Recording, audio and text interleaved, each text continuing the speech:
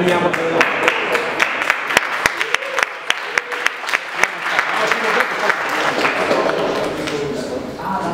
Здрасти! Казвам се Тери, в момента съм ивент менеджер в Beta House. Надявам новиците това събитие да се случи, другите ще ги чуете или видите, може би евентуално да се получи с всички след малко. Темата е доста актуална и интересна. Всичко това се случи благодарение на Postbag, които са генерален спонсор на Beta House отново, за което им благодарим. И така, смисъл, първият ни човек, който ще чуете е Владислав Драмадиев. Те ще представят поредно номерата, така че ще разберете всичко. Надявам се да можем да включим Стамен Горчев от Бага директно. Това беше и причината за забавяне, така че това е в обща линия. Едно нещо искам само да уточня. Влади ще ви вкара малко навътре така основи относно Ethereum. Оттам насетне всичко е само въпроси и отговори и там е място, където ще включим Стамен и останалите. И след това имаме една тема за Open Source Government, която ще започне към 8 и малко.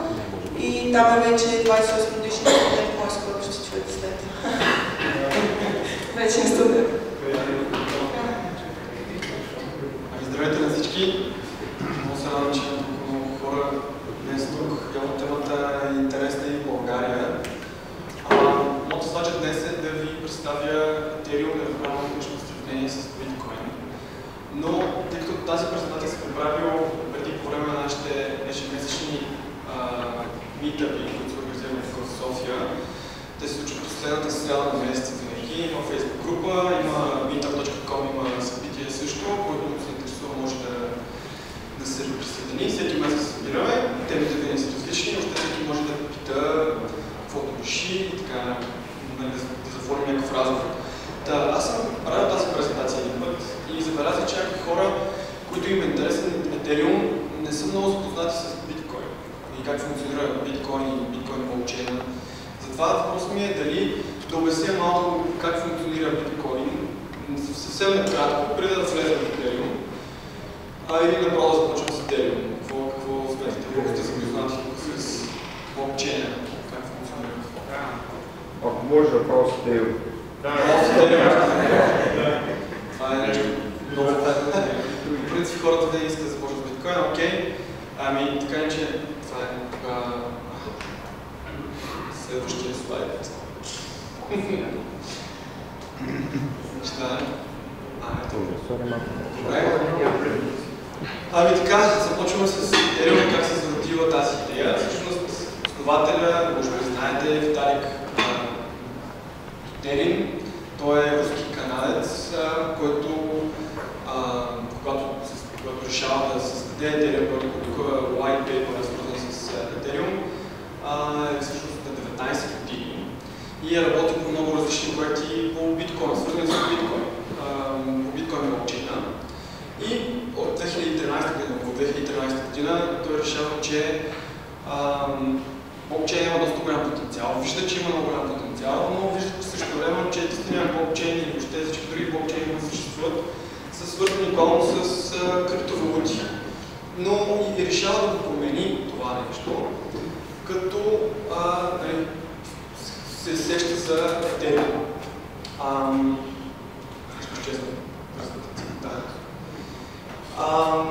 нещо, което той иска да промени е да вижда един проблем такъв сериозен всъщност, че биткоин блокчейна е там, използва се за разплащания и хората се опитват да намерят някакви приложения на биткоин блокчейна, като имайки преди, че биткоин на 2009 година създаден, до този момент няма все още толкова много приложения, той се използва главно като валута или някаква съхранителна стойност. И така той решава да апгрейдне тази идея, като създава Ethereum. И какво представлява Ethereum? В интернет има изключително много хора, които обясняват какво представлява Ethereum. С техни думи, Виталий го обяснява, други хора обясняват, има изключително много начини, по които може да се обясни. Опитал съм да го обясня по възможно най-така ясният начин. И всъщност това е една децентрализирана виртуална машина или виртуален компютър, към който е прикачен, да кажем, прикачена база данни, който е блокчейна. и тази база данни се променя само чрез определен механизъм за постигане на консенсус. Малко, може да звучи сложно, но механизмът за постигане на консенсус е основното нещо, което всъщност, така да се каже, прави блокчейна това, което е. Тъй като блокчейн е просто една база от данни. Въпросът е кой може да променя и при какви условия може да променя информацията в нея. По-краткото обяснение е платформа за приложение. Всъщност това, което той прави, се казва, ние ще създадем Ethereum.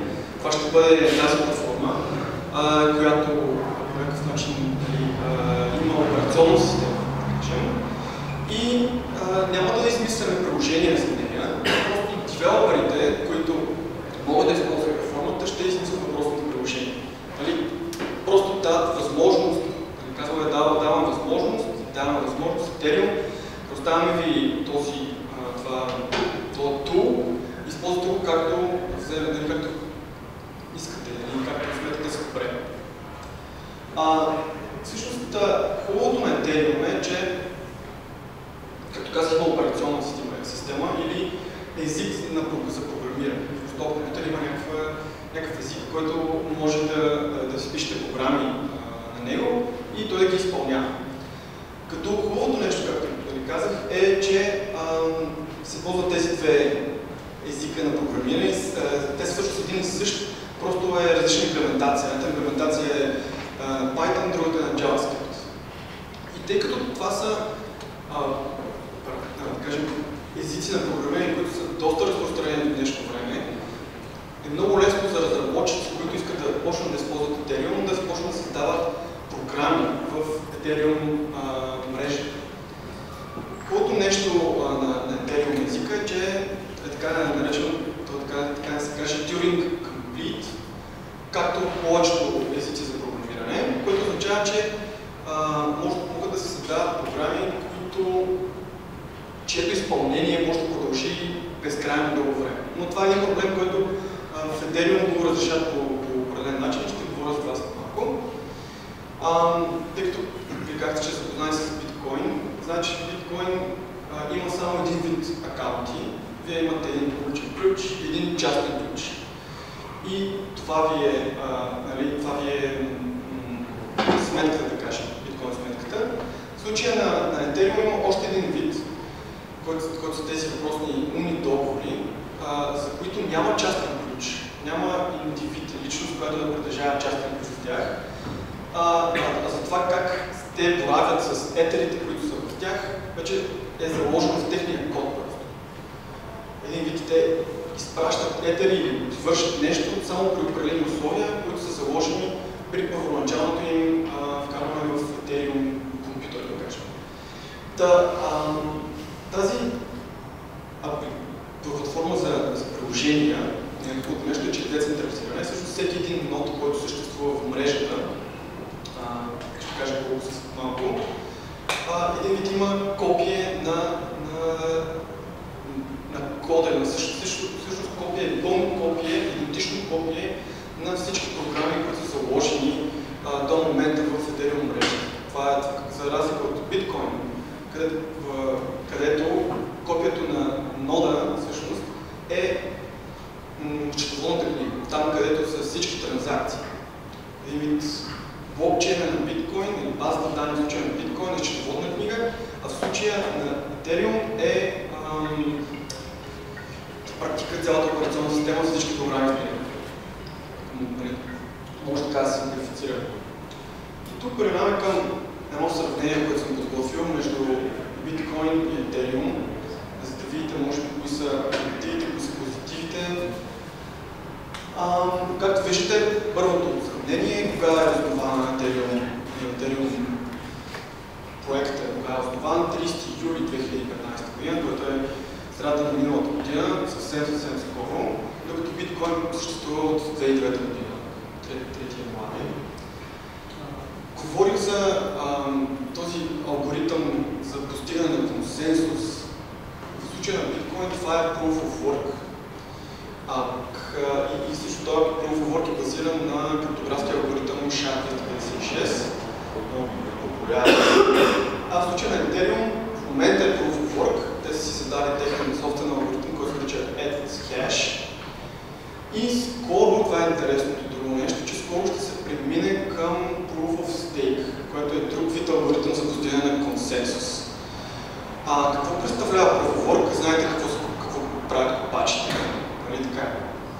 Как копаят. Всъщност, тяхното копаене е научване на правилният отговор. То по-скоро е базирано на случайност. Един вид, първият от копачите, който, ако трябва да правим някакъв паралел с реалния свят, първият от копачите, първият басейн от копачи, който успее да хвърли 130 пъти еси, да кажем, той печели следващия блок. И всъщност това каква е трудността в биткоин мрежата зависи от това колко пъти трябва да хвърляте еси. Може да се направи такъв паралел, разбира се, това не е реално, просто ви го предоставям като пример. Идеята е, че трябва да се свърши някаква работа, за да се научка един вид заглавието на следващия блок. В Ethereum в момента ситуацията е подобна, но се очаква да се преминава към Proof of Stake. Това е един друг алгоритъм, който се използва от други криптовалути, вече съществуващи. Един от многото алгоритми за постигане на консенсус, но може да се каже с най-големия потенциал за успех. И той в случая на Ethereum е представен по един малко по-различен начин. Да се нарича, може да се каже, че консенсус чрез залагане, консенсус by betting. Така го обяснява Виталик Бутерин. И идеята е, че вие залагате за това, кой ще бъде следващия блок. И ако познаете, печелите това, което сте заложили, плюс малко отгоре.